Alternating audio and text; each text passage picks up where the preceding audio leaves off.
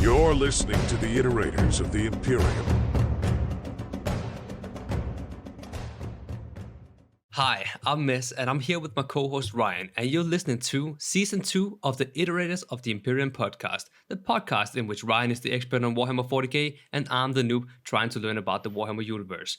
And once again, we are here with Darren from Laying Down the Lore, and it's gonna be a good time, like last time, I reckon.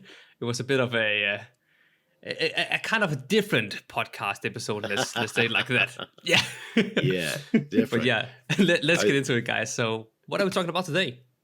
We are going to be continuing on from last time with the rest of the craft world and Eldar stuff. So we're going to be looking at the past of the Eldar, the aspect warriors, the kind of weapons that they use, and some of the troops, stuff like that. Those kind of things are the plan.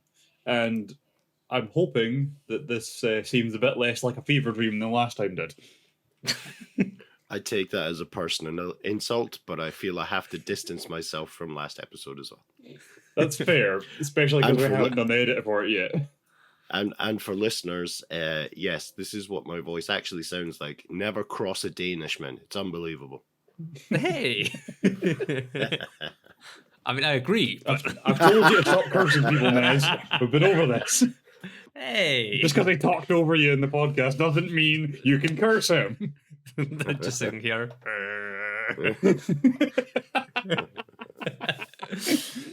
Casting some voodoo with a potato. Wait, what? What? How'd you know our tricks, bro? I've been dealing with you guys for a long time. I can't get rid of the fucking Danish. I may as well learn about you. You are collecting the Danish, I would just say that. I am. I've been acquiring many Danes. I keep them in my basement. Again, let's just assume I'm distancing myself from everything. It's fine. You're distancing yourself from the Danes? Is that what you're telling me? No, from your implied slavery, you horrific man. I didn't say I kept them as slaves. I just said I kept them. That can just be kidnapping. As pets? Yeah. Are you setting up a new website called Only Danes? Yes. Yes, I am. I wonder what that little webcam in my corner was like filming. Oh my... Wait till you find the other 5 in your apartment. Oh, good Lord. Just people coming at you with Lego constructions. Ugh. Oh yeah, Lego is Danish. Is it? I thought it was fucking Swiss. No, Lego is Danish. Oh, that's the Toblerone. Oh, I'm thinking of IKEA, it's fine. And it's not even Swiss, I don't think. I think it's Swedish. No, that's Swedish. Yeah, that's what I was like. Sorry, I was wrong on like 3 fronts. Let's just move on, I think. Yeah. We're already 3 minutes in and we haven't talked about Warhammer. Remind me never to appoint you ambassador to the European Union. I don't think we were ever at risk of that happening, I'll be honest. Never say never. You know what, I'm going to try for that now, just to upset you. I'm going to start looking up how the hell that works. We start a new podcast. It's just my journey to becoming ambassador of the European Union. And then I'll quit about 5 minutes in. Purely so I can say I did it. What you have to do is leave on an avalanche of Ferrero Rocher. Ooh.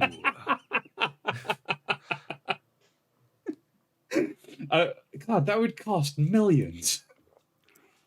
And depending on how heavy you are, it would be horrific. You'd be like some sort of delicious hummus. Oh, that'd be good. You know what? All right, solid plan. Let's do it. I reckon we can make that work. I reckon taxpayers would be okay with paying for that. Yeah, they're okay with everything else. Okay, I don't think this podcast is the place for bland political commentary. All right, path to the Eldar. Yeah. Right, so after the fall of the Eldar, the remains of Eldar society saw fit to take on the path system. Out with the Exodites and Craft World Eldar, I think they basically just never thought of this system at all, because it's kind of stupid in the first place. Whatever. The idea being that you would take a particular life path, and it would essentially give you something to focus on, a skill to study, practice, and then master, so that people didn't just, stray off into debauchery and sexy murder cults again.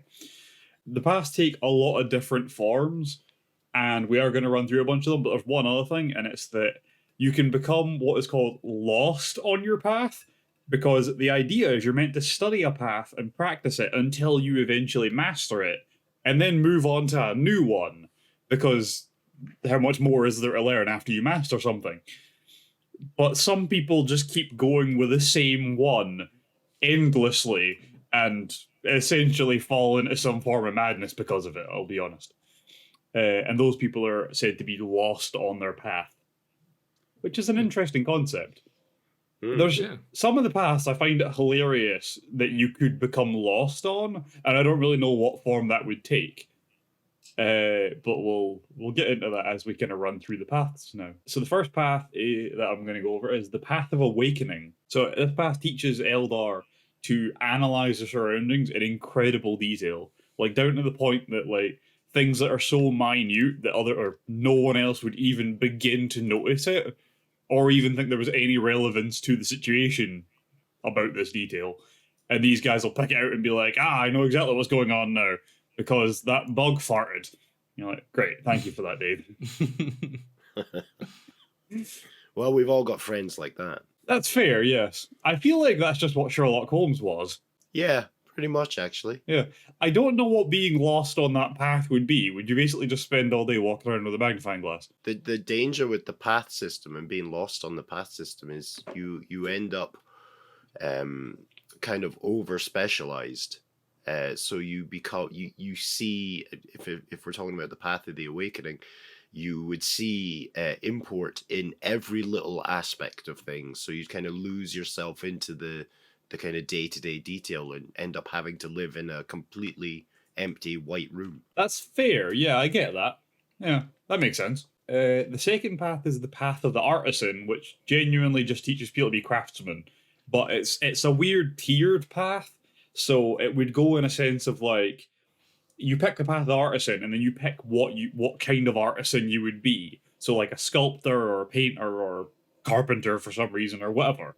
And then it would subsequently go down one more tier into like the style of that. And it's probably broken up in about 86 other ways as well. But that means that you could essentially go into the Path of the Artisan several times over, just looking at different sections of it, picking new trades to take up and stuff like that. Which I can see where being lost on this path would take you, because you'd probably just spend your entire life sanding a chair or something stupid like that. You know, we've all done that in high school when we're in like woodwork. You just spend hours sanding a clock for no reason, varnish it 76 times, stuff like that. I can just see it. Mr. Barber, why are you still working on that? I'm trying not to get devoured by Slanesh, sir. And that is why you kept getting sent to the counsellor. No, that was for another thing, but it was linked. Oh, okay, that's fine then.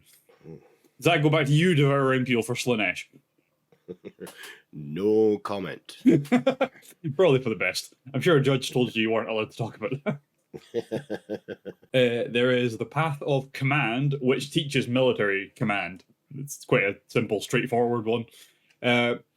I don't really get what being lost on this one would do for you.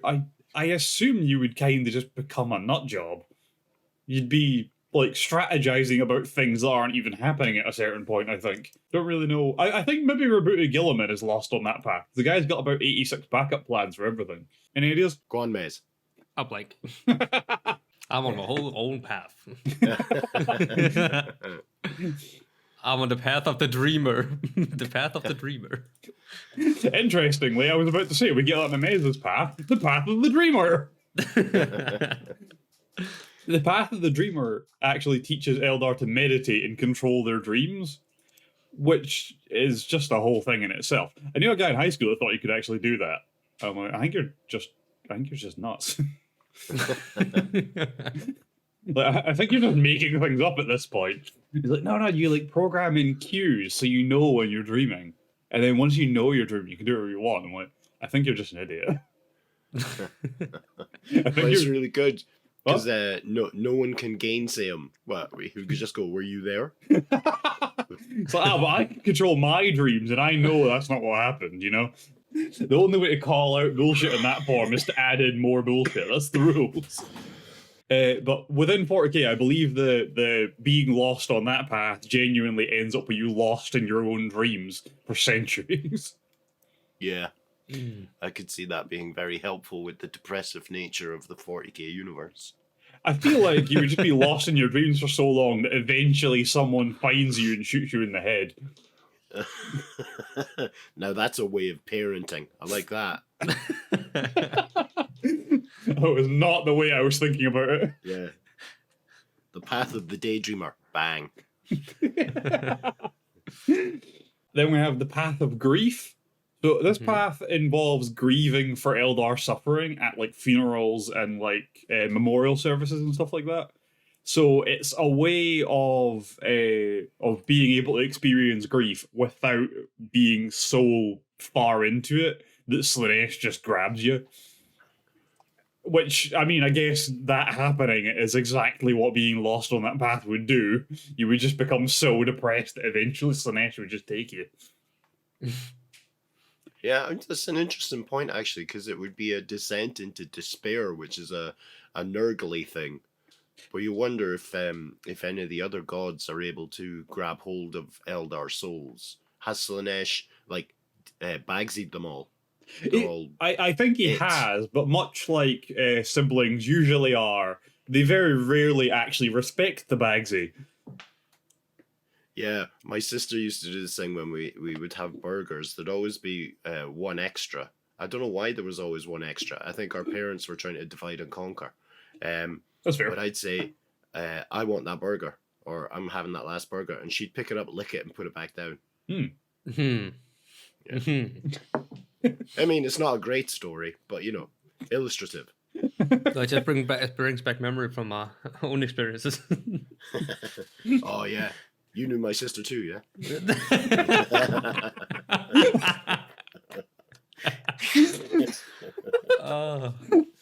Well. Oh, that really got me left field there. Fuck. That's how she gets you. Oh, okay.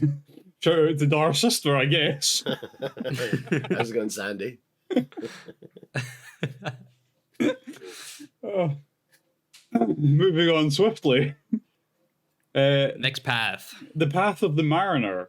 This path teaches Eldar to crew Eldar fleets, which is obviously will be kind of a widespread one as well. It'll be like a tiered one as well. Because not every single member of the ship will be taught everything at the same time, because that would be nonsense. Everyone will be taught in a section that, like, here, you do comms, here, you keep an eye on the engine so it doesn't explode, shit like that. So I assume that's a tiered one as well, although I couldn't find any evidence of that. It's the only way it makes any goddamn sense. But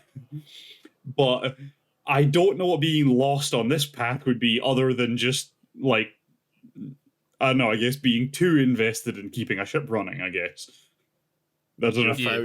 You're found fully dressed in a bath playing with toy boats. Possibly, yes. You just take the word mariner way too seriously and just constantly in a diver suit. Well, speaking of Lost, I reckon the next one is Path of the Outcast. I feel like you're looking these up. No. I've just done my homework. What have I told you about that? So the Path of the Outcast refers to Eldar who are out with the usual path system. So because the path system is quite a rigorous way to run society, everyone has to kind of stay in their own little box and do what it says inside the box. Because the Eldar are obviously very advanced creatures and are very hyper-intelligent compared to the average human, stuff like that, a lot of them are just like, fuck your path system, and want to go do whatever the hell they want. So any of the ones that turn their back on the usual Eldar society and path system end up being referred to as being on the Path of the Outcast, where they just fuck off into the galaxy and go do something else. Join a shit metal band. Exactly, yeah. I don't know where you find someone's garage in 40k to be in a shit metal band, because I feel like that's where they all start, but I'm sure there's one. Do you know what's not a shit metal band? What's that? Black Legion. Hey, featuring Andy.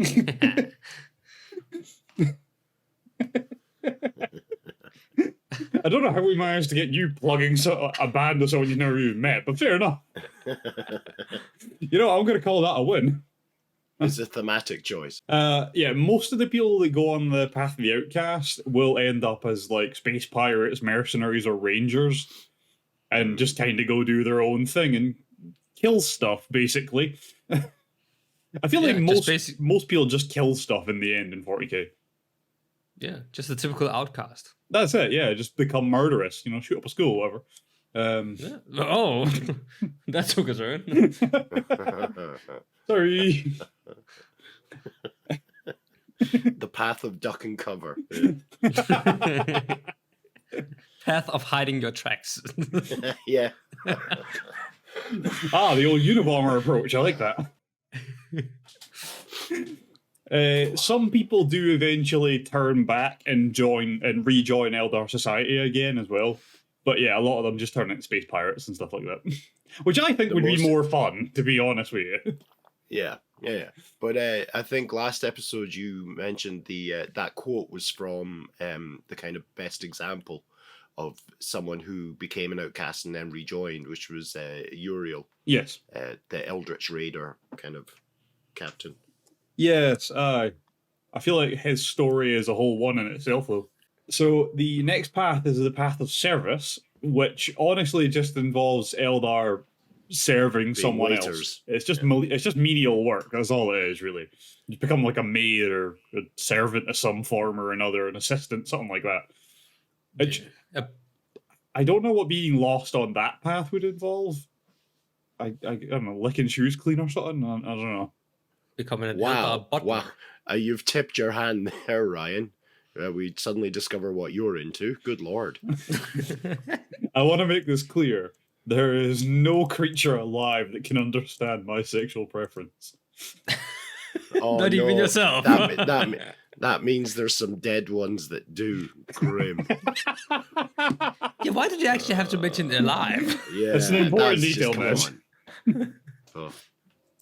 That was so traumatizing, my voice almost went back to normal. That's what I'm aiming for. If I keep saying weird shit, eventually it'll fix you. Oh, well, have you met my first wife? No? Moving on. Only once or twice. Okay, next one. Path of the Seer. So this is the longest and rarest and most dangerous of the path. I don't understand why it's the rarest. That's the part that weirds me out about this. Because it's the path that involves looking into your psychic powers more. And I don't know if, there is a minimum requirement of psychic gifts required to get you into this path. I don't know if it's, the only one with a prerequisite. Or if people just don't bother to do it or what. I don't know why it's meant to be the rarest one, because it seems like it should be one of the really common ones with the way Eldar are with their psychic powers. But yeah, apparently it's the rarest one, which seems really weird to me. Yeah. It's now all I can think about is an Eldar version of Hogwarts. Oh, man. Can it not be a rip-off of Star Wars this time? Is that okay? Can we do that? No. It has to be the same. How dare you? No, you raise an interesting point about the psychic nature of Eldars, because every single one of them with focus can generate Wraithbone. They actually manifest it out of the warp or the webway. I can't remember exactly which, but they're able to grow Wraithbone themselves, so they can make small items like rings and other such size things, and so people that are good at that can then become what's called bone singers, and these are the kind of the mechanics. They're the ones that are able to go in and repair vehicles and structures, that kind of thing. So I think that's one of the first steps on the path of the Seer, but I may be wrong. No, you are absolutely right, because that was the first kind of specialization of the path of the Seer I was going to talk about, was the bone singers that are really good at growing Wraithbone and controlling Wraithbone. Let me just say, you're welcome. Thank you. I appreciate you covering that for me. That made it a lot easier. There's a few different ways it tends to go. So there's the bone singers that can control Wraithbone better than most, obviously, and can kind of specialize with that.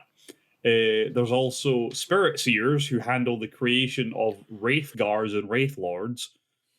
There are Warlocks who are Eldar who have previously been on the path of the Warrior. So they have military skills. So they kind of put the psychic powers and the physical warrior training together to become essentially a kind of a leadership role within military. Which is quite a cool position, I think, actually. I think that's a cool way of doing it. It kind of follows the Peter principle for promotion, where you promote the best person to be in charge, rather than, just whoever. So, I like the idea of having, like, the one dude in charge of the Eldar battle squad is the one dude who can, like, I don't know, fucking set you on fire from the inside out with magic, and can kill you from 4 miles away by throwing a sword. It's a combination of skills that I really appreciate,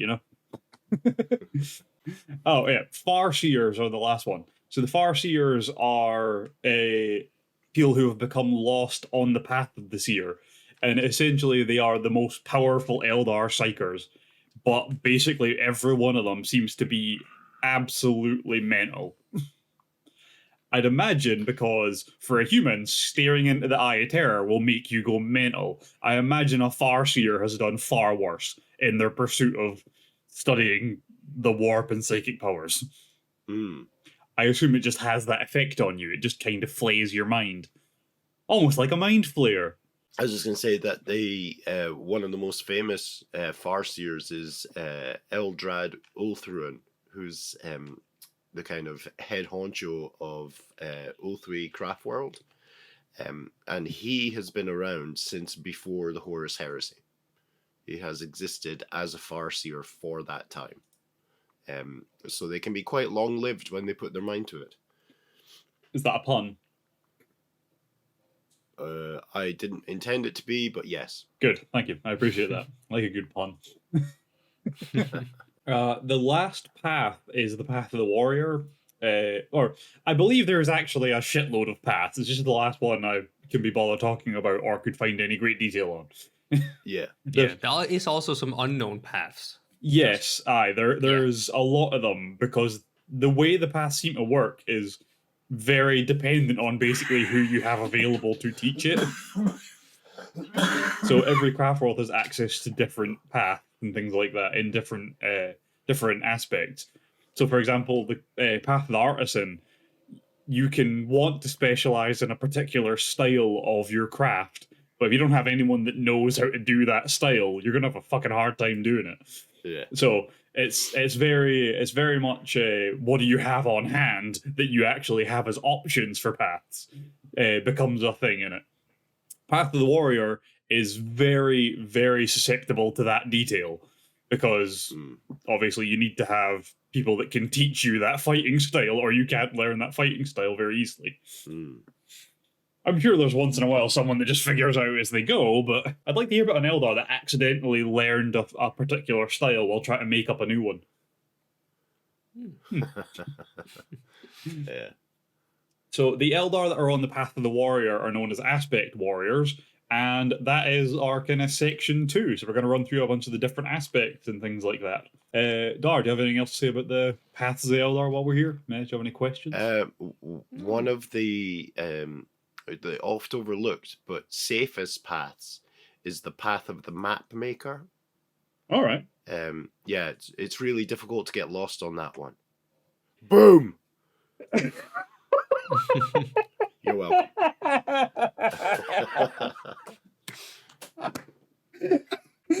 Oh, that was fantastic. Oh, well seen, you've got Burns. Oh, God, that was amazing. Thank you for that. Ned, any questions before we move on?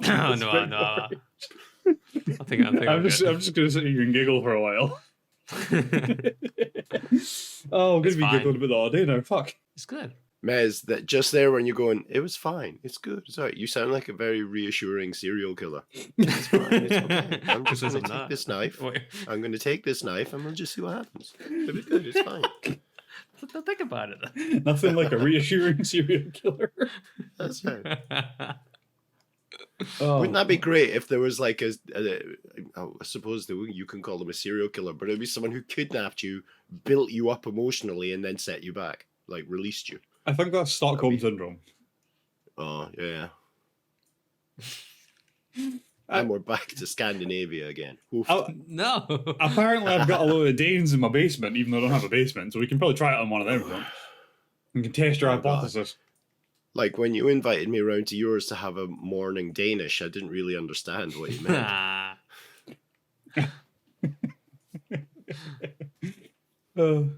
Okay, aspect. I don't see this getting any better unless we move on. Okay, so Dhar did explain Aspect Warriors a little bit last time, which was very helpful, but just since it's been a week, we're going to round it out again. The idea is you follow the path of the warrior, and then you pick one aspect of Warcraft inspired by their war god to study and master. That's the gimmick here. With Aspect Warriors, sorry to leap in here. No, Aspect Warriors, you can imagine they're special forces units. That's really how to think of them. And they specialize in a single aspect, hence Aspect Warriors, of combat. And so they're not like, it's not a massed army.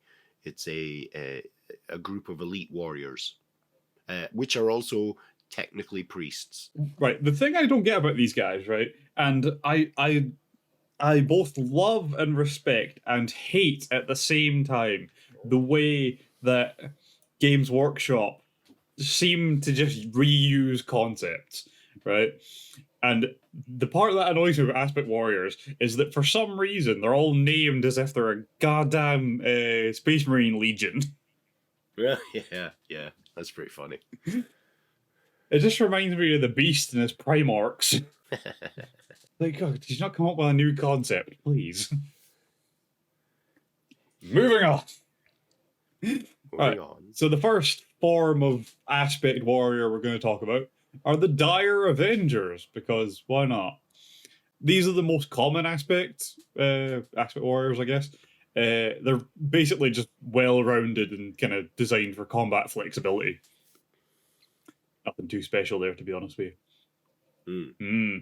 For the record, there's a shitload of these, an actual unknown number of these, and probably new ones popping up every day and hidden in the corner of the random craft worlds, even though I don't know you get a corner of a world because they're round, but fuck it. So I'm just going to run over a few of the major ones, just so people that are listening know I'm not pretending this is all of them. I just don't have 4 years to try and figure out all of them. Oh, I wanted you to go into excruciating detail about the slicing orbs of Xandros. That is an actual I know. I intentionally avoided it. Because I felt like it would be more fun to actually deep dive on that at some point if I could. Okay. Second one, Howling Banshees. So, close quarter specialists. They basically use brutal precision to make up for a lack of brute strength, which is fun. We always like that. They're striking scorpions, also close quarter specialists, but more in the sense of like a hunter. So they specialize with like stealth as well. So it's more like surprise attacks and like stalking your enemies and stuff like that involved in it as well. And if you'll forgive me, both of those, the Howling Banshees and the Striking Scorpions, have very dangerous helmets. They do. I'm not even going to explain it. Move on. That's probably for the best. No, they've got the Howling Banshees have kind of sonic amplifiers inside their helmets, so that when they scream, it becomes this kind of nerve paralyzing screech that, funnily enough, paralyzes the nerves of their enemy, and then they're able to get in and kick some ass. And with the Striking Scorpions, they have a kind of similar deal, but it's what's called the Scorpion Sting, which is or Mandy Blasters. So it's two kind of small guns on their lower jaw or of the helmet, kind of replicating the sting of a scorpion if you get too close. So they do take up a kind of totemic aspect of their kind of discipline. I do like the Mandiblasters. They're quite a cool concept. Although I feel like they're also a weird concept. I feel like the person who suggested that first was probably looked at like he was a bit of a weirdo. Well, it's I suspect it was Jez Goodwin, and you know, I think I had mentioned last episode that if you want to see the very first kind of public description of the paths and aspect warriors, you go looking for White Dwarf 127, which was in 88, and that details the first kind of army list for aspect warriors. But about three or four issues before that, he released, or as part of a White Dwarf was released, a big kind of graphics spread of the sketches of the aspect warriors and what they look like underneath the helmets and the different types of weapon they have as well, because striking scorpions are armed with a chain sword and a scorpion pistol, a shuriken pistol, and the Mandy blasters. But in some of the original artwork, you could see that you could swap out the chain sword for a power glove, as power fist as they're called now. Wasn't the Power Glove that old gaming thing? Well, yeah, I think so. Yeah, the kind of haptic feedback thing. Yeah. Yeah. Weird. Maybe that's why they renamed it. Maybe they're going to get sued. The next one we're going to talk about is the Dark Reapers, which I quite like. I'm a big fan of the Dark Reapers, and I'm a huge fan of the Fire Dragons. They're probably my two favorites, to be honest with you. The Dark Reapers are long-range fire support troops, so they use cannons basically. They take in like heavy weapons, but as with everything Eldar, it's like specialized to the point that a cannon can be wielded with surgical precision, and I fucking love that. There's something about the contrast in there. It's just like my favorite thing. I just like the idea that there's it's a very kind of emo/goth unit. So it's like it's Halloween gone very wrong, as a unit of these guys stand on a hill, launching. I think it's missile launchers, isn't it? That's what they have. Typically, yes. Reaper launchers. Yeah. But I can remember their leader. I'm sure you're going to cover the concept of Exarchs later on. But their leader carries it's a what did they call it? A flail of skulls, which was just effectively a load of chains with metal skulls on the end that it would just whip at people and fly through the sky and whack them in the head. Angry bolas, I think. Yeah, I was going to say that does sound like a bola. Which coincidentally, I think I may have. That was an Ebola joke. Anyway, carrying on. Oh, I missed that. Yeah, never mind. I feel I need to reassure the listeners. This is 100% what I'm like all the time, but I'm also quite ill. I mean, Ebola does that to you, so. That's right, yeah. I'm sorry, I'd love to come out, but I've got a bleeding anus. Have a good day. I think that's a different thing.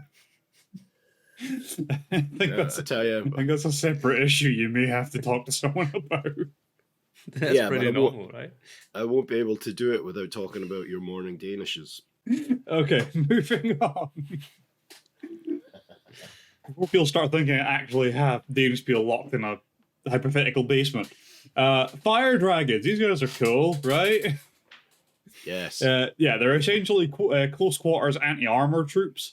So typically they carry a fusion gun, which will turn a person into pink mist or a tank into molten slag in seconds, which is just hilariously cool to me. It is awesome. Yeah, I think if you've never turned part of your own body into pink mist, you just don't know how funny it actually is. Interestingly enough, Pink Mist was the name I used to dance under. Oh, it's my stripper name. I thought your stripper name was Molten Slag. No, that's my ginger friend. Or a duo sometimes. Yeah, a duo.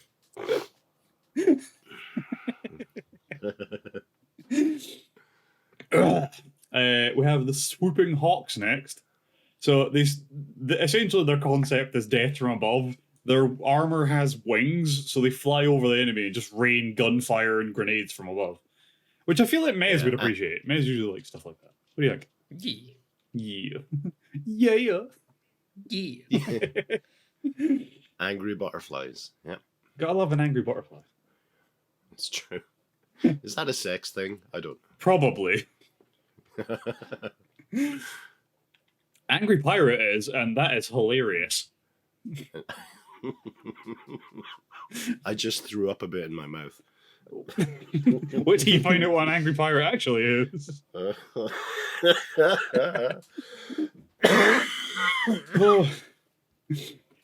Warp spiders, they're another one. They specialize in aggressive defense, which is possibly one of my favorite concepts ever. They use teleportation to perform hit and run attacks, which I can't figure out for the life of me why any Eldar troop doesn't use teleportation all the time, because it is impossible to kill someone that can teleport.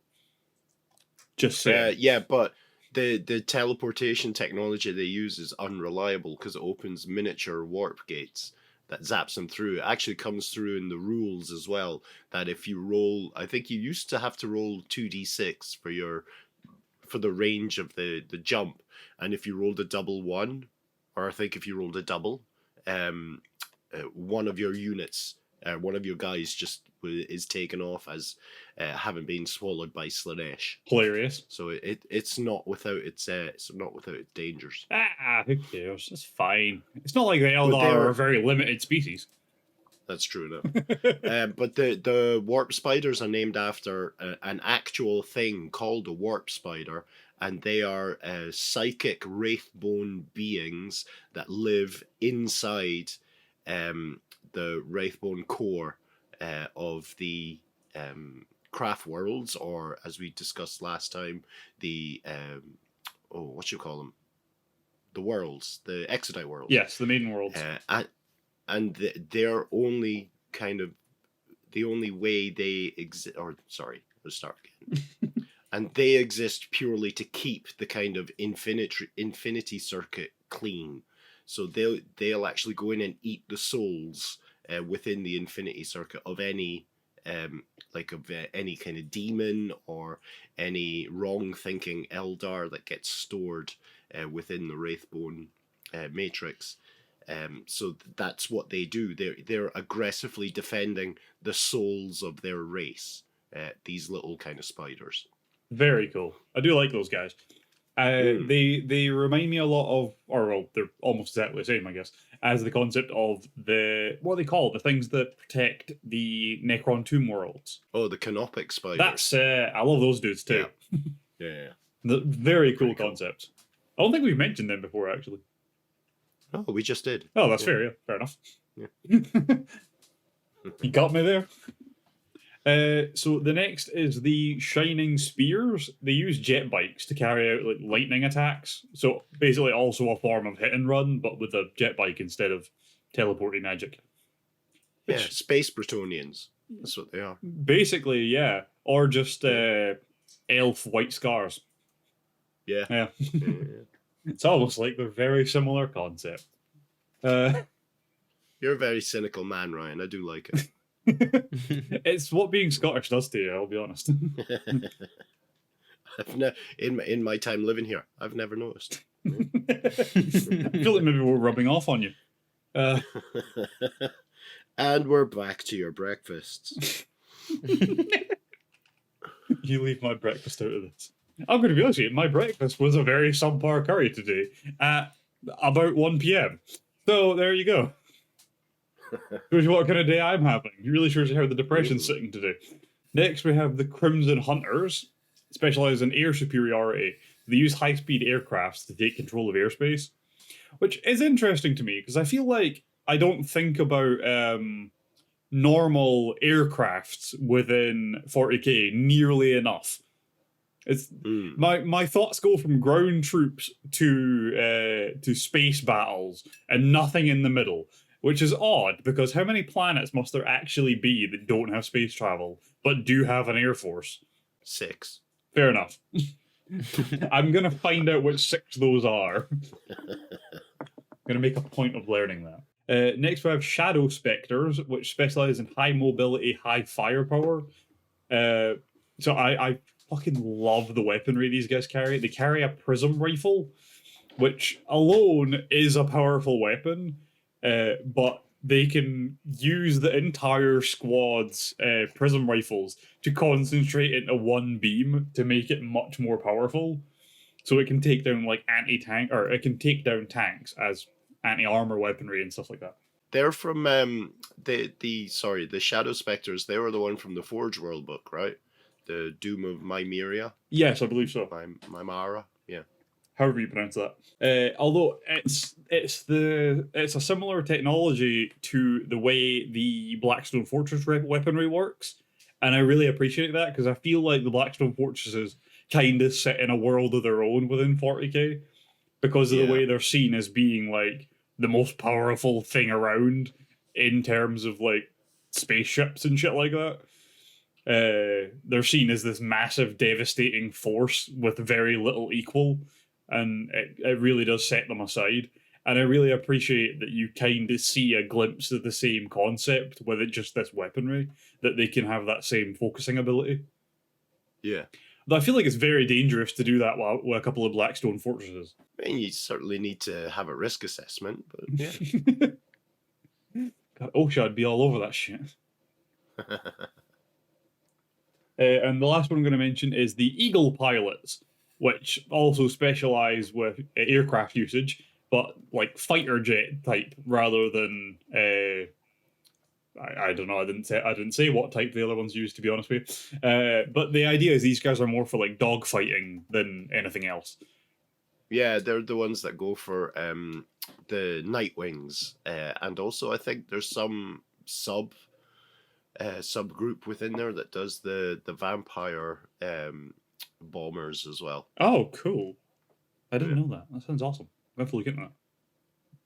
All right. Anything you want to say about Aspect Warriors? No, I'm very pro Aspect Warrior. I like them. That was it. No. Yes. Comments?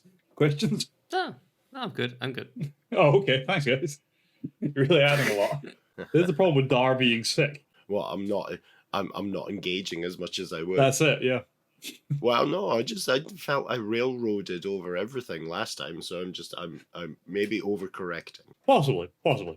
Yeah.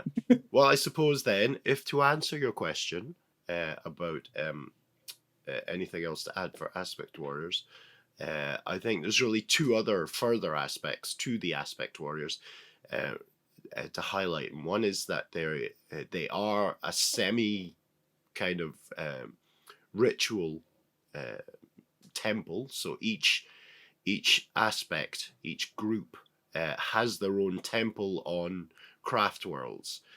Invariably, there's just one of each, with the exception of, I think, the Dire Avengers, where there are multiple different temples on every single craft world, given how common they are and how it's the kind of foundational aspect of Aspect Warriors. To get lost on the path of the warrior, to get lost within the Aspect Warrior kind of milieu, is to become an exarch, which is the kind of high priest of each of the temples. And these are the perfected embodiment of the military training, the military aspect, and invariably they're the ones that lead them in battle. Are you going to cover the Phoenix Lords? I was not going to. Would you like to have a quick run over if you're interested? So the Phoenix Lords are the original kind of embodiments of the specific aspect. So there was excuse me, the first Phoenix Lord was Azurman, who is the Hand of Azure, who is one of the is the chief Eldar god, and he is the Phoenix Lord of the Dire Avengers aspect, and so he already embodied that aspect in his natural kind of day-to-day life, and so then started to teach other Eldar about how to make war in this fashion. And all of the aspects have a Phoenix Lord, although really not all of them are named. For instance, the Howling Banshees, their Phoenix Lord is a woman called Jane Dhar, and she very much is this kind of force of, how would you describe it? It's a kind of sexist. It's the embodiment of a wronged woman, the kind of Celtic understanding of what a banshee is. That's what she would be. So she is kind of just pure fury, very loosely kind of bound within the frame of the armor. And the armor is a very important aspect of it, because only the armor really exists. There's some evidence that once an Eldar puts on a Phoenix Lord's armor, they become subsumed to the will of the Phoenix Lord that's in there. So each Phoenix Lord is covered in soul stones, each one of which holds the soul of the Eldar that previously wore that armor. And armor is not passed on, it's found, as if by, destiny, where an Eldar will come across a Phoenix Lord's armor, and if they want to, they can put it on, but then that Phoenix Lord is then reborn, hence the Phoenix part of the Phoenix Lord. And those really are the two aspects. I mean, we could go on for hours about them, and I won't. But those are two very important structures within, or characters within aspect, the kind of temples of the aspect warriors. Excellent. Good luck editing that. Yeah, I'll figure it out. All right, so we are going to get into the kind of weapons of the Eldar in a general concept, I guess. So the most common weapons used by the Eldar in forms of ranged weapons are your shuriken weapons. So they are loaded with solid ammunition, like a normal gun would be, rather than like a las weapon or a plasma weapon or anything like that. And when they are fired, what happens is a high energy pulse shears off a monocellular layer of the ammunition disc, which is then fired, making it basically about as sharp as anything could possibly be and able to cut almost anything, which is cool. But it also means that these weapons can typically fire at the rate of hundreds per second. So that's fun. Yeah. Yeah. Yeah. I have a friend who tried to work out if you could do the same with a pepperoni. Probably. I'm going to look into that now. You've interested me.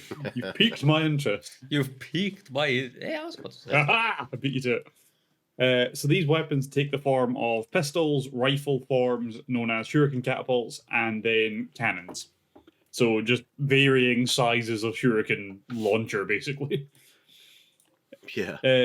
Originally in the sculpts, these were just magazine fed. The shurikens were already pre-sliced and put in a kind of circular magazine which sat on top of the shuriken. But I think somewhere around 3rd or 4th edition, they shifted to this kind of idea of a solid bar that is sliced and then fired on. Very cool, though. So the next thing is they also possess weapons similar to the Imperial las weapons. So they use technology to fire condensed, filtered, and refined lasers as ammunition. And these take the form of a bunch of different things. So you've got bright lances, which fire an extremely focused laser to take down heavy armor. You've got scatter lasers, which essentially fill the role of a shotgun. Pulse lasers, which are a burst fire version of the bright lance. Las blasters, which are rapid fire versions. Laser lances, which are low range, high firepower. The rangers have long rifles, which are typically carried by outcast rangers, and is essentially a sniper rifle form. And yeah. Thoughts on Eldar Laz weapons? It sounds lethal. It Cool. fucking does. I like that they have a shotgun version. You know I like my Yeah, shotguns. I know. the scatter laser, yeah. Yeah, it's a very cool concept. I I- don't know what you'd use it for. I know, well, those are the ones that caused the big kind of upset, I think, in 7th edition, where jet bikes were able to, every jet bike was able to take a scatter laser, fire in D6 shots, or 6 shots, because they got rid of randomized hits. And so you had this, what was called the jet bike Death Star, would fly around the table, just taking out units left, right, and center, because you'd be firing 6 shots per vehicle at least. That is fantastic. I love it. I love the lack of balancing with this stuff. So they also have the fusion guns that we mentioned with the fire dragons as well that melts shit, which is just very cool to me. Genuinely, my absolute favorite part of Eldar weaponry is the fusion gun, because it's just so cool. Yeah, it's just, I mean, it's a melter gun, isn't it? That, Basically, yeah, it seems like it's just a better form of it. yeah, because like at the start and during Rogue Trader 40K, they it was just one kind of common list of weapons that all the races kind of shared, and it was implied that they were, they were developed separately, but they kind of fulfilled the same role within each army.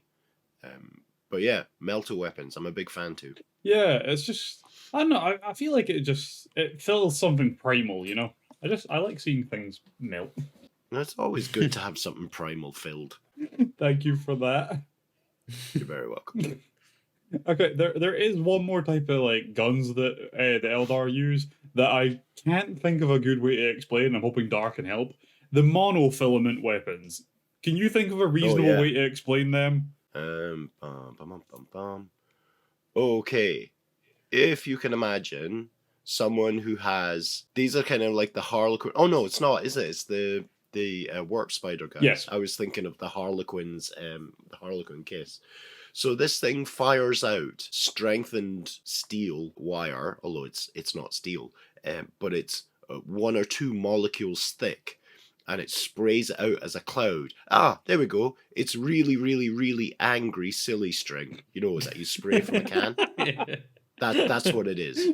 You spray it on, it rests upon people or vehicles or settlements, and anything that moves gets cut to ribbons because it works its way into your body. Oh, in a very non-consensual way. Oh yeah, I could imagine. Just, I could imagine. Just wipes you out. The Harlequin's kiss, which you guys will cover later on with the Harlequins, it's the same principle, but the Harlequin's kiss pierces into your body and releases the same mesh inside your body, pulping your organs instantly. Ah, so cut you from the inside out. Yeah. Ugh. You get turned into a fleshy bag of soup. Yeah. Or some kind of sushi. Yeah. Imperial sashimi, that's just what we need. Yeah. I suppose it really depends what the humans have eaten. Ah. Why is everyone giving us rice? Psht. There we go. So yes, so they've so the warp spider guys, the aspect warriors, they have a rifle that does this. The Harlequins obviously have various different types of pistol and close combat weapon that does something similar. And then we have, oh god, what's it called? The Night Weaver, which is this huge tank that can blanket entire areas in this stuff. And really it's disruptive. It stops movement, it stops battle plans, in addition to killing people. Which just sounds awful. Yeah. But effective. Yeah. Oh yeah, very You effective. gotta hate it when an Eldar shoots a butterfly net at you and then that's it. It's over. Yeah, you get, Great, you thanks. get minced, yeah. I don't know if it'd be worse dealing with that, like being the one hit by it, or seeing someone be hit by that. Because I feel like that'd be pretty horrific. Definitely getting hit by it. Yeah, I definitely would. I think I could cope with the PTSD because I would still be in one piece. You know, like Because I feel like if the guy next to you gets hit by that, like someone close enough for you to see it happen, I feel like you just know what's about to happen to you now, rather than Yeah. like I'd rather it was just over and done with than having to know that was about to happen to me before it happens to me. You know what I mean? I don't want the awareness of that. I'd like it to just be over. Yeah. Instantly. Yeah, I feel like there's a point where you see the guy next to you get hit by that and you just turn your own gun on yourself.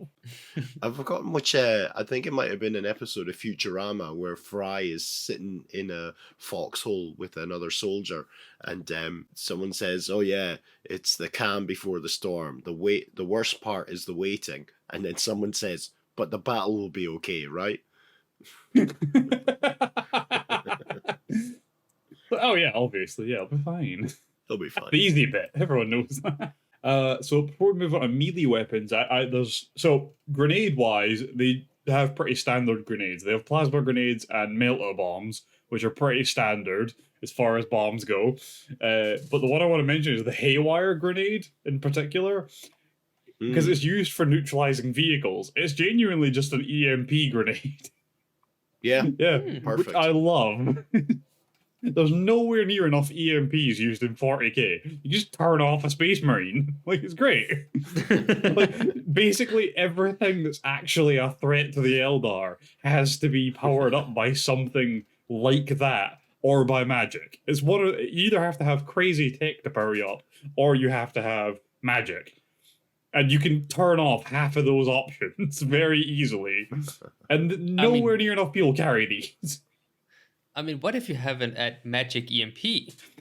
Then they're useless, huh? Well, the Imperium does have those, actually. I think they basically just grind up blanks, put them in bombs. I can't remember what the proper name... Oh, Psych-Out missiles. Yeah, they have a thing called Psych-Out missiles, which in lore is said to be made from the dust on the Golden Throne. Which is just nonsense, because apparently they're actually made using pariahs. So I'm pretty sure they just paste the pariah and put them in a bomb. Ugh. Yeah, because like I said, I've been reading the Beckwin novels that were recommended to me last time by Dhar, and in that they mentioned that it said that they're made from the dust on the Golden Throne. But in the Plague War series, Gilliman states that they're made from pariahs. So that's fun. I feel like Gilliman's the one I trust. I just love the idea that the someone would let the Golden Throne get dusty. Well, that's exactly it. Why the hell would it be dusty? Like, more to the point, everyone in the room with the Emperor is in armor. Where the hell's dust gonna come from? Haywire grenades are quite fun. I feel like if we can get some Psych-Out grenades and some Haywire grenades together, basically you win 40k. Yeah. It's just like the only people that can fight you after that are just normal people. And then like, I don't know, like a normal handgun nowadays would win you that fight. Like, cool, alright. Just really level these playing fields. I feel like what we need is a way to manufacture both in mass scale and then provide every guardsman with them, and then the guardsman will become an actual force to be reckoned with.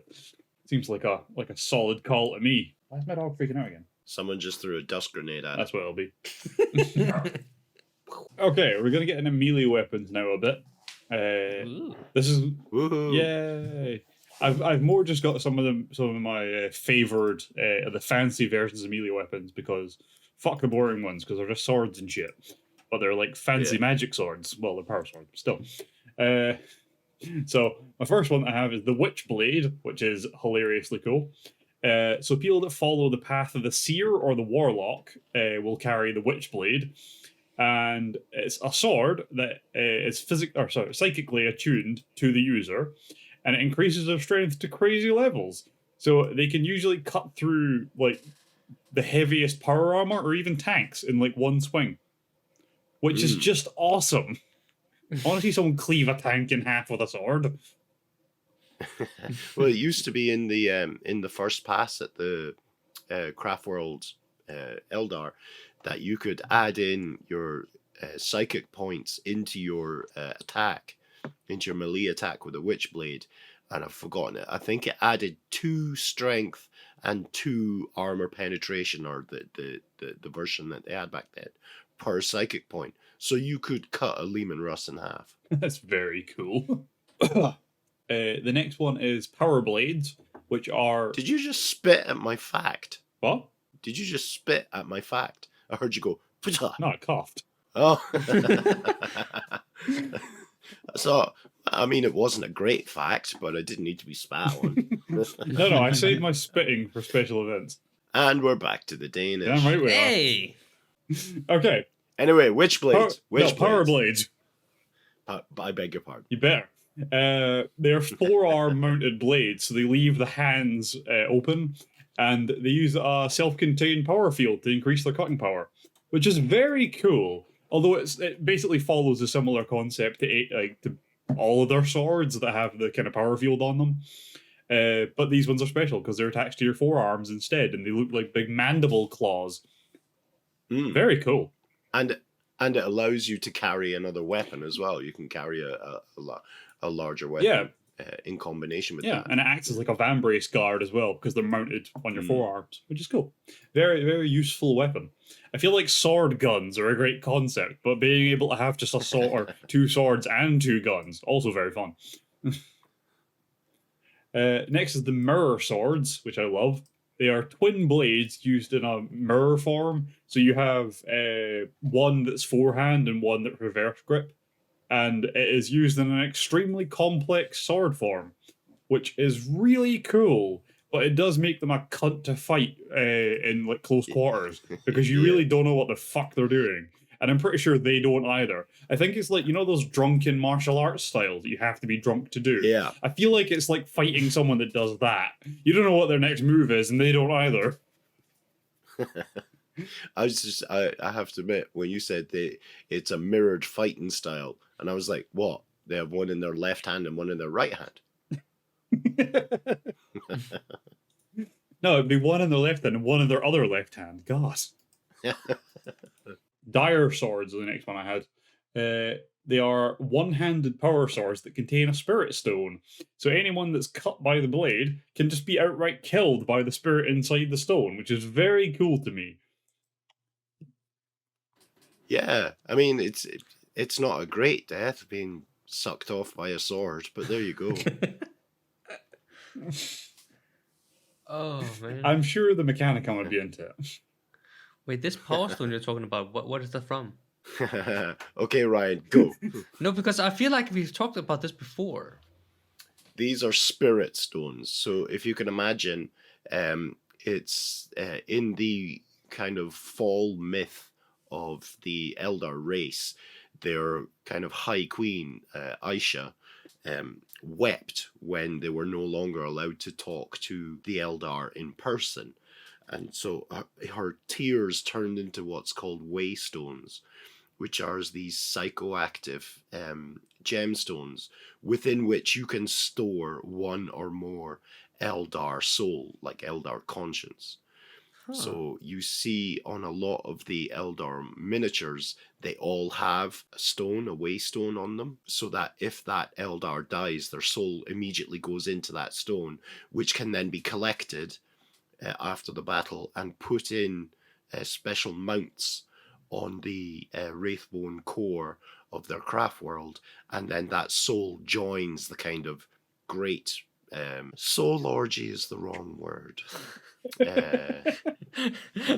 Soul soup of the Eldar race for that given craft world. It also gives them certain benefits because you can draw the soul of a warrior, soul of an experienced warrior, into a stone and then attach it to something like a member of the Wraith Guard, and then that soul operates and inhabits that machine. And you see that at all scales up to Eldar Titans. Obviously there's a mix of living and dead, but it's this that gives the Eldar, this, or the craft world Eldar, this reputation for necromancy. Yeah.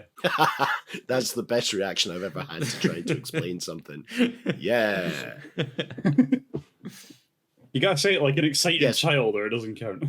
I feel like that reaction is not accurate in a lot of times when we speak about Warhammer though, because like majority of Warhammer is just death and more death and despair and Yeah. That reaction doesn't fit in well, but I mean, maybe it does.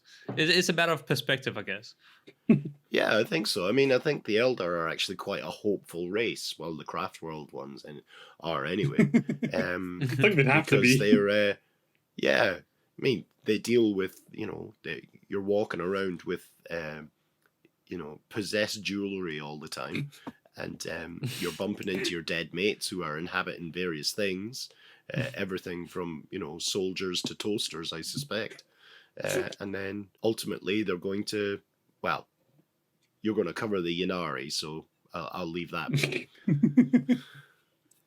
Yeah. Okay, so the last one of the melee weapons I was going to mention was the biting blades. So they're large two-handed chainsword capable of cutting through flesh or armor very easily, which I just love chainswords because it really speaks to the fact that whoever designed chain weapons as a concept for 40k has no idea how a chainsaw works, because when they get wet, they slip. So it wouldn't cut through flesh. It doesn't matter how you design it, chain stuff by design won't cut through a person. It'll injure them greatly, and then it'll be completely useless. It'll just be a big vibrating stick. And we all know how dangerous they can be. No, Exactly. no. It just changes from a weapon of, it changes from an instrument of war to an instrument of Slanesh worship very quickly. Try to use any chain weaponry. Just throwing that out there. But I love the concept of a gigantic two-handed chainsword. Oh, I'm really pleased you said chainsword. I thought you were going to say something else. So yeah, Yeah. I'm pleased you're kind to us, Ryan. Yes. Wait till we get to the Slanesh episode. Okay. Oh God. I realized this was a good point to do a little bit of outsourcing here, so I'm gonna dump some responsibility onto Dhar here, if he's willing. Uh-oh. Go on anyway. Okay, come to my house and get in my basement, and then I'll explain. Wait, what? No, actually, I was going to ask if you wanted to expand on the Eldar Craft World troops outside of the Aspect Warriors a little bit. Ooh. Yes, delighted to. I suppose we should start with the paths that have been mentioned earlier. Every Eldar, regardless of what path they're in, can be mobilized for war. And fundamentally, it comes down to the psychosocial link they have with Kyle Mensha Kane, who is the war god, the bloody-handed god of the Eldar. There's a ritual called the Ritual of the Young King, in where an exarch, which is, as we've discussed, is one of the aspect warriors who is lost on the path of the warrior, is elected and sent into this chamber that is at the heart of all craft worlds. And in there is a kind of inert statue of Kyle Mensha Kane. Now, I've just realized I've been calling him Kyle. It's Kayla Mensha Kane. I was just leaving you to say Kyle, it was more fun. Yeah. So anyway, Kyle is he's sitting on this throne in this chamber, and the doors close, and then there is noises one would imagine from an abattoir, and then the doors are flung open, and the chamber is on fire. The war god, who I'm now not going to call by name, walks out.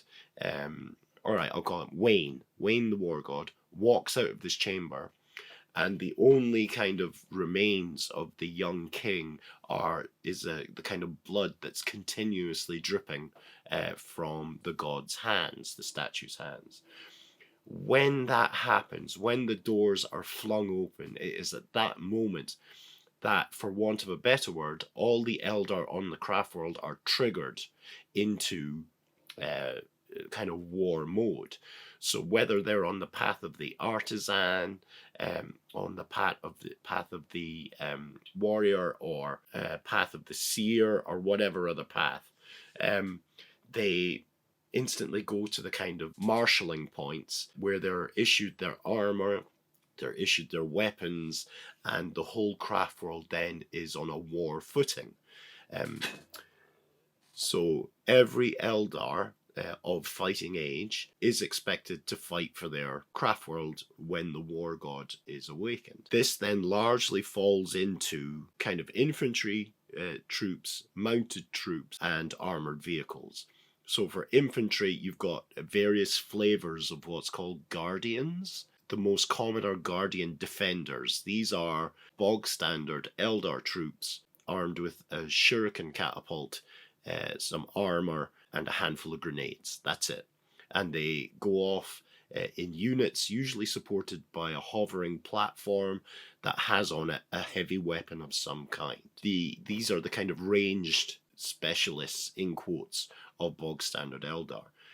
You then have the Eldar Storm Guardians. Now, these are the close combat troops, and they're armored, usually with chain swords and shuriken pistols. Again, they are what we're now seeing in the latest iteration of the Codex is that they also have a hovering platform which provides like a shield generator, which allows them to get into close combat, as safely, in quotes, as possible.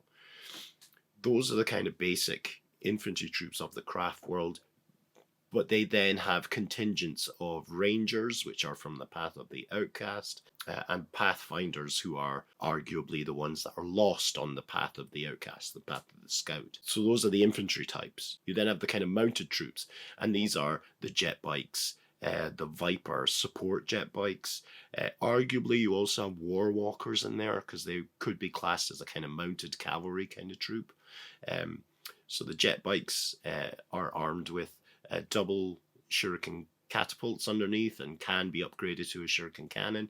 And these are the ones that kind of just literally jet around the battlefield, picking off targets of opportunity as often as not. The Viper's then very much a heavy weapons jet bike, a heavy weapon platform jet bike that supports the kind of standard jet bikes within their units. The War Walkers, very much, if you're a fan of Star Wars, it's the somewhere between a chicken scout walker of the Empire and the little small walkers whose name I'm missing. The kind of weird, kind of hoppy runner walkers that the rebels have access to. It's a bipedal machine. There's one pilot, and it's equipped with two different types of heavy weapons. So that's really the kind of cavalry mounted types of troops. And then for vehicles, you have a lot of things that are going to be based around the Falcon grav tank, which is very much, if you can imagine, the Eldar version of a Rhino, because a Rhino can have a Predator chassis, a Whirlwind chassis, that kind of idea. There's bits they add on. So you have the Falcon grav tank, you have the Wave Serpent, which is the armored personnel carrier. You then have the Firestorm, which is the kind of heavy crystal lance weapon, like an anti-tank weapon. And then you have the Night Weaver, which sprays out that the Angry Brillo pad wire mesh that cuts everything from before. Into that mix, really that's the core, but I would add in the kind of necromantic machines. You have the Wraith Guard and Wraith Blades. They are armed with Wraith Blades are swords and axes. Wraith Guard in general are D-cannons, distortion cannons that open up warp gates inside or next to targets, and so, if you'll excuse the phrase, suck them into the warp. You then have a larger version, which is the Dreadnoughts, which are called Wraith Lords, but they were originally very much like a Space Marine Dreadnought. There was the kind of spirit, the anguished spirit of an Eldar was held within the Dreadnought, and invariably they have one or two heavy weapons and their fists. You then have, what are the giant ones called? I think it's Wraith Knights. These are the kind of towering walkers, very much like a Wraith Lord. It is Wraith Knights. Yes. And these Wraith Knights, they're piloted by a set of twins. One is alive and the other one is dead, but manifested within a soul stone that's mounted in in the cockpit of this walker, and that allows it to perform, various swift actions, because you've got two. There's the dead sibling controls the kind of autonomic responses of walking and movement, and the living pilot then has more awareness of combat, that kind of thing. I'm sorry, does it have to be twins? Yes, every single It's time. very grim. Every single time it has to be twins. If it's not twins and one's not dead, it just doesn't count. Yeah. Gosh. Which begs the question, are there incidents where one twin will be killed on purpose? I Yes. don't know the answer. I would assume yes, Yes. based on it's 40k.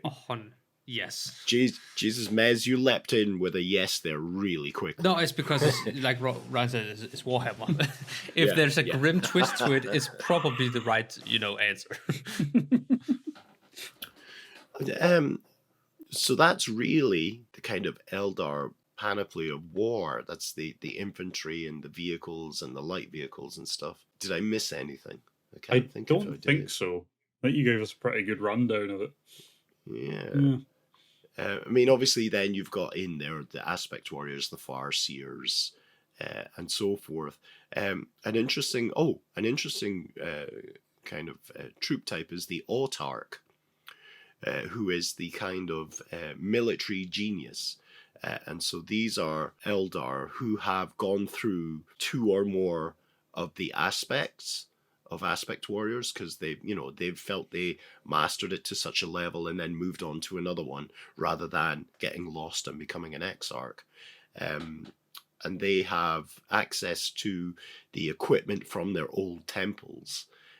So you can get some quite good combinations of equipment and war gear for an individual Eldar. And I mean, they look really, really good on the tabletop.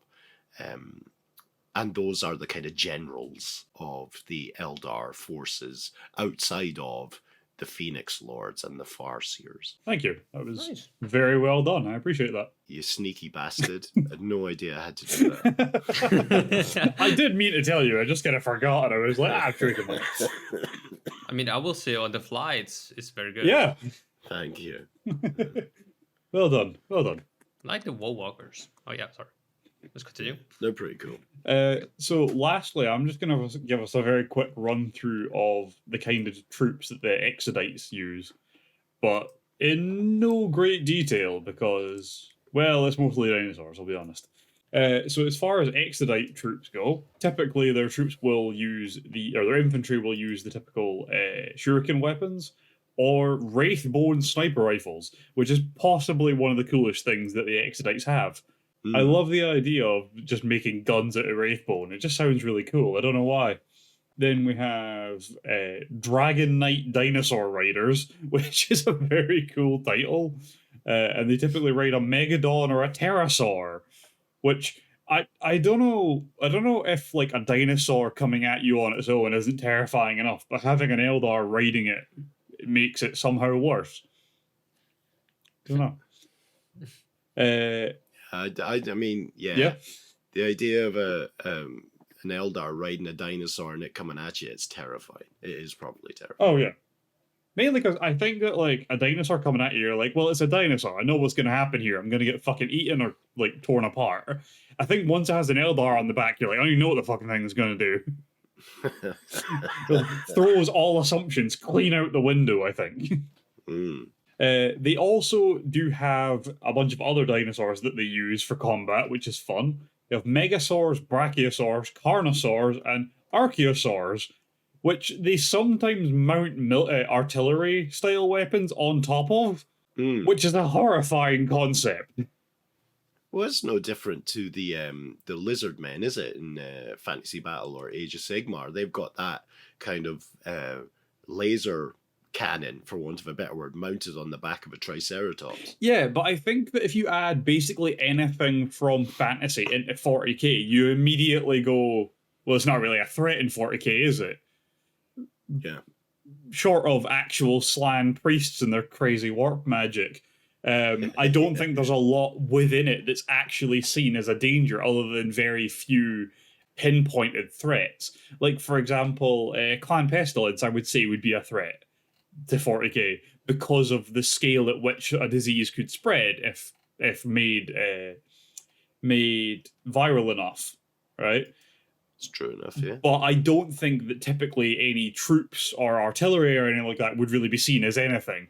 I think if you used one of their fucking trebuchets or something like that from Bretonia, like a Space Marine would probably just punch the boulder in half and move on. Like, you know what I mean? I don't think there's a lot of stuff in Fantasy 3 seen as an actual threat. Moving on rapidly. World Singers. World Singers are cool. They're basically druids. That's fun.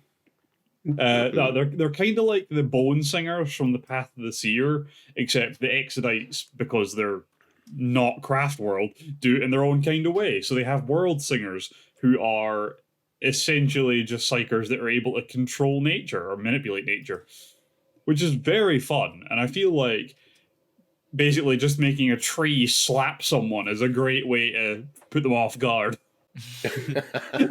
That's me. Yeah. What a gentle way of phrasing I'm that. sure that's like no, I mean that genuinely, just a slap with a limb of a tree while they're walking through a forest. Wait, I mean, that doesn't seem right. Slap. I'm starting to doubt this is a real tree. Slap. I wonder how many slaps you get before someone just shoots a tree for no reason. I feel like it would very quickly come to people just gunning down trees, just confusion and frustration. It's one of them fool me once, shame on you. Fool me twice, boom! You know. And I guess last time I'm going to run over these guys, although Dhar did mention it, the Eldar Knights, which are obviously Wraithbone constructs that just act like Imperial Knights, basically. Yeah, I mean, I think Dhar explained that one, to be honest with you. But the Exodites do have them as well. Yeah, but those are distinct from the Wraith Knights of the Craft world because they're kind of atavistic manifestations of the Exodite ideas. I can only remember two of them at the minute.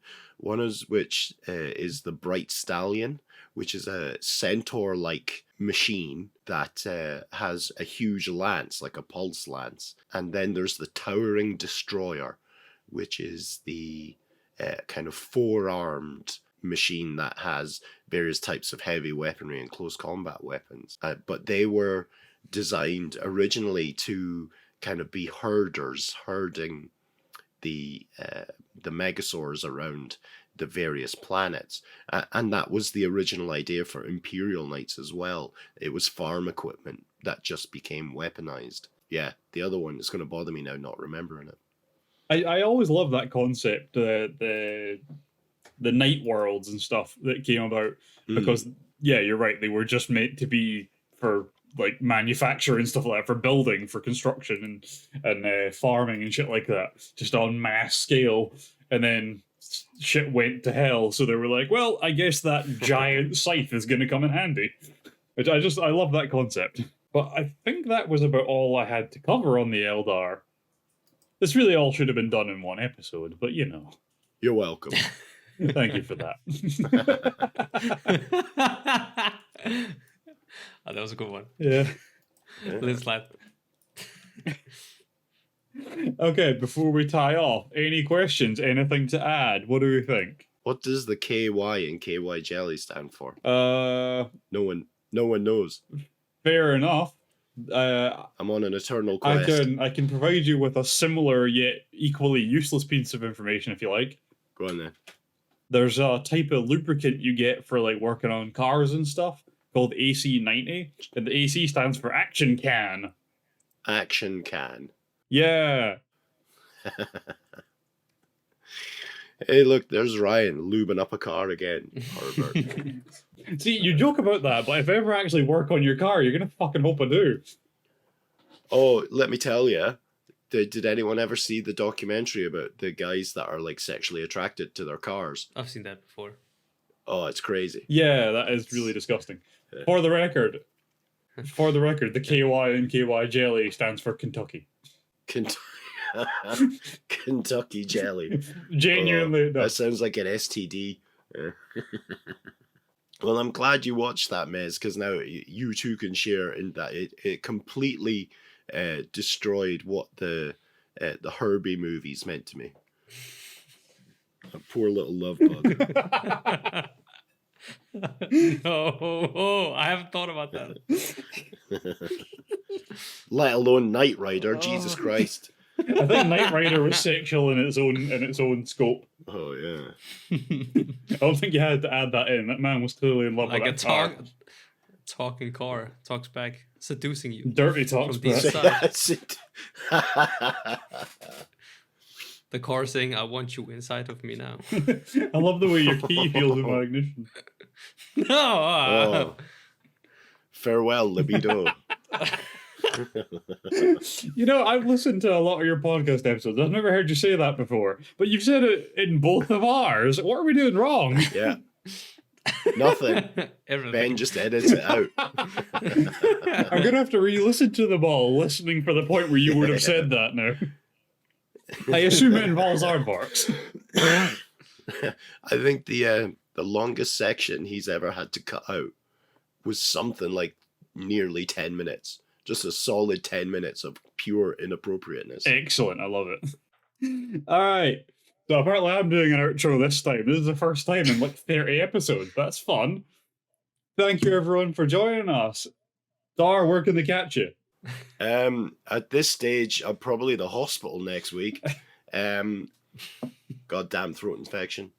You can find me and all my nonsense on Laying Down the Lore, which is a Warhammer fantasy podcast found wherever you find good podcasts and, to be fair, bad podcasts. Yeah, come and join us. We like having a laugh and, talking nonsense. I could not recommend their podcast more. I'm a huge fan of it. It's really gotten me into fantasy. thank you. And with that, you can catch me and Mez here next week. We'll catch you later. Bye. See ya. I love you.